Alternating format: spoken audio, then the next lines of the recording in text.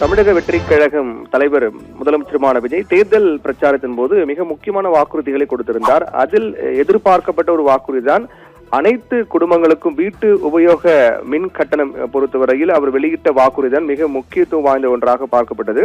அனைத்து வீடுகளுக்கும் 200 யூனிட் இலவச மின்சாரம் என்று தெரிவித்திருந்தார். ஏற்கனவே தமிழ்நாட்டில் கடந்த திமுக ஆட்சியின் போது 100 யூனிட் இலவச மின்சாரம் என்பது நடைமுறையில் இருக்கின்றது. ஆனால் தாவேக ஆட்சிக்கு வந்தால் 200 யூனிட் இலவச மின்சாரம் என்று தெரிவித்திருந்தார். இது மிகப்பெரிய ஒரு வரவேற்பையும் பெரிய அளவிலான ஒரு நிதி சுமையை குறைக்கும் என்று அனைத்து குடும்பங்களுக்கும் ஒரு எதிர்பார்க்கப்பட்ட ஒரு செய்தியாக இருந்தது. ஆனால் தற்போது ஒரு கையெழுத்திட்டிருப்பது நடைமுறைக்கு வந்திருப்பது என்பது முற்றிலும் மாறாக இருக்கின்றது. அதை சுட்டிக்காட்டிதான் திமுக அதை கண்டித்து அறிக்கை ஒன்று வெளியிட்டிருக்கிறார்கள்.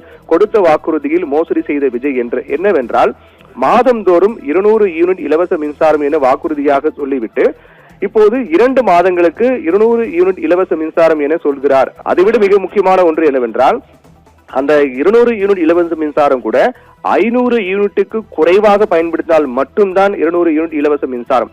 501 என கடந்தால் கூட அது இலவசம் என்பது ரத்தாகிவிடும். 500 யூனிட்டுக்கு மேல் மின்சாரம் பயன்படுத்தினால் 200 யூனிட் இலவச மின்சாரம் இல்லை என்பது மிகப்பெரிய மோசடி என்று திமுக அந்த அறிக்கையில் சுட்டிக்காட்டியிருக்கிறது.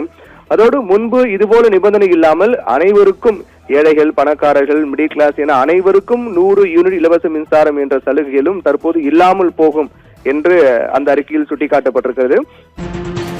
100 யூனிட் இலவச மின்சாரம் தொடரும் என்று அரசு தரப்பில் தெரிவிக்கப்பட்டிருக்கிறது. விவரங்களோடு செய்தியாளர் கண்ணன் இணைகிறார். கண்ணன், பின்னணி விவரங்கள் என்ன? தமிழ்நாடு முதலமைச்சர் ஜோசப் விஜய் இன்று பதவியேற்ற பிறகு 3 முக்கிய திட்டங்களை செயல்படுத்துவதற்கான கோப்புகளில் கையெழுத்திட்டார். அதில் ஒரு திட்டத்தை பொறுத்தவரையில் 100 யூனிட் தமிழகத்தில் உள்ள மின் இணைப்புகளுக்கு 500 யூனிட் மேல் பயன்படுத்துவதற்கு 200 யூனிட் வரை மின்சாரம் இலவசம் என்ற கோப்புகளில் அவர் கையெழுத்திட்டார்.